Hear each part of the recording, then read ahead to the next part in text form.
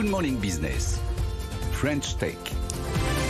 À 6h42, notre French Tech, c'est Life, et son président fondateur Mathieu Guéné, bonjour. Bonjour. Alors Life, vous allez nous expliquer d'ailleurs, vous fabriquez de l'hydrogène, mais de l'hydrogène vert. Racontez-nous.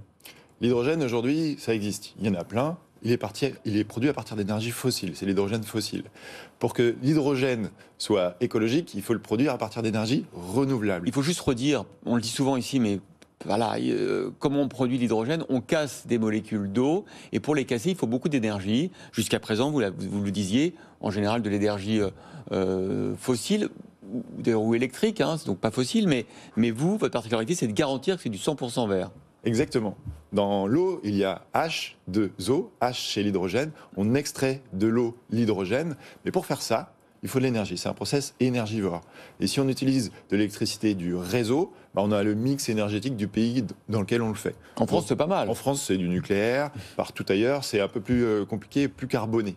Donc, nous, pour garantir que l'hydrogène soit effectivement vert, depuis l'énergie qui sert à le produire jusqu'à la fabrication de son transport, on utilise de l'énergie éolienne, de l'énergie solaire, de la biomasse en fonction des pays. Et là où on installe nos usines, on fait l'analyse des ressources en renouvelables et on utilise cette ressource renouvelable. Et vous vous branchez directement près de la ressource renouvelable? On se branche directement à la ressource renouvelable et donc les électrons vont de la ressource renouvelable jusqu'à notre usine. On garantit ainsi qu'il n'y a pas un mélange d'électrons qui viennent de centrales à charbon, de centrales nucléaires ou autres. Là, ce sont des électrons 100% verts. Et là, vous changez de dimension car vous vous associez, vous vous alliez à un Américain solide, on va dire, à Plug Power. Qu'est-ce que ça va changer pour vous? Cet Américain est très très très solide. C'est le numéro 1 mondial des piles à combustible. C'est lui qui consomme le plus d'hydrogène puisque le moteur à hydrogène, ce que je viens d'appeler la pile à combustible, consomme de l'hydrogène mais ne rejette que de l'eau et est totalement silencieux. Le moteur est écologique et c'est le numéro 1 mondial. Ils ont plus de 15 milliards de dollars de valorisation actuellement, 3 milliards de trésorerie. C'est vraiment quelqu'un qui se développe, qui est un acteur costaud. La preuve, c'est qu'ils sont en partenariat avec Renault pour développer les véhicules à hydrogène en Europe. Et donc nous, on s'associe avec Plug Power, qui nous fournit une partie de la solution technologique dont on a besoin pour produire cet hydrogène, les électrolyseurs. Cette machine qui sert à produire de l'hydrogène. On s'associe avec eux, on va co-investir dans plus de 300 mégawatts en 4 ans seulement. 300 mégawatts, c'est énorme. Une usine de 300 mégawatts produit des tonnes et des tonnes et des tonnes d'hydrogène, tellement qu'avec cette usine, ou avec ces usines, on pourra alimenter la totalité de la ville de Paris sur les usages de transport public, donc tous les bus, et le ramassage des poubelles. Et alors avec eux d'ailleurs, vous avez aussi annoncé un projet assez incroyable dans quelques années, une gigafactory comme on dit maintenant. Alors on connaissait les gigafactories pour les batteries. Là vous annoncez une gigafactory dans l'hydrogène. Ça vous fait, là encore je dimension, aujourd'hui vous faites, par exemple sur votre site en Vendée, 300 kg d'hydrogène par jour. Là vous ferez 500 tonnes par jour. Alors là c'est quand même un saut quantitatif impressionnant. C'est énorme, mais il faut des quantités énormes d'énergie si on veut décarboner ce qu'on cherche à décarboner aujourd'hui. Vous comme moi, dans notre mix énergétique personnel, on a à peu près 25% de consommation d'électricité et tout le reste, c'est des énergies fossiles, du gaz et du pétrole. Il faut donc produire énormément d'hydrogène pour aller décarboner ce qu'on doit décarboner et ce que l'hydrogène est capable de décarboner, la chimie, l'acier et les transports.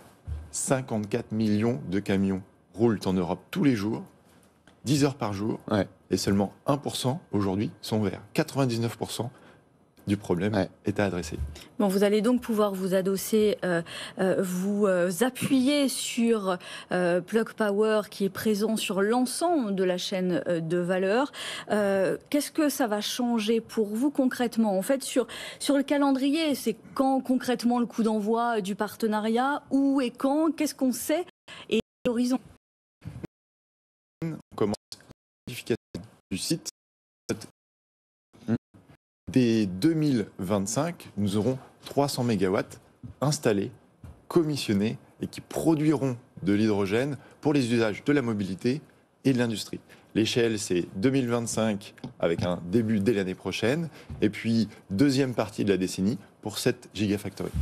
C'est un peu le David et Goliath. Alors, je ne sais pas qui va manger qui, mais enfin, est-ce que vous risquez pas quand même de vous faire manger? C'est-à-dire que vous avez levé 50 millions d'euros, ce qui est bien, hein, pour une French Tech, c'est top. Mais enfin, eux, vous l'avez dit, ils sont valorisés 15 milliards. Est-ce qu'on peut tenir longtemps comme ça, avec dans un partenariat avec des acteurs aussi différents en taille? Est-ce que à la prochaine levée de fonds, ils vont mettre un ticket dans Life? Quelle est la feuille de route? C'est pas un partenariat actionnarial, c'est un partenariat commercial. Et j'espère bien que ce partenariat avec Plug Power nous tirera, nous, au-delà des 15 milliards de valorisation. Au-delà, écoutez, tant mieux. Non, ce qui est intéressant avec Plug Power, c'est qu'ils ont investi sur toute la chaîne.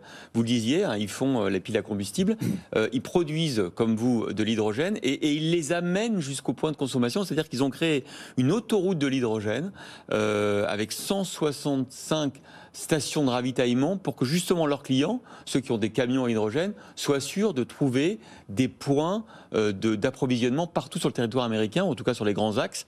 Est-ce que c'est ça, selon vous, le modèle? Parce que c'est vrai, on se dit, l'hydrogène, c'est bien, mais il n'y a pas beaucoup de stations à hydrogène. Je rappelle d'ailleurs qu'on fait le plein en quelques secondes, hein, comme avec les hydrocarbures, donc c'est vraiment un atout important. Tout à fait. C'est important pour ceux qui souhaitent adopter l'hydrogène qu'il y ait les véhicules, les stations et l'hydrogène. Il faut donc que des industriels apportent ces solutions. Plug Power le fait aux États-Unis, nous on le fait en France, on a plusieurs programmes en Bretagne, en Pays de la Loire, en Normandie et aussi sur un corridor en Occitanie où on maille le territoire de stations-service. Ouais.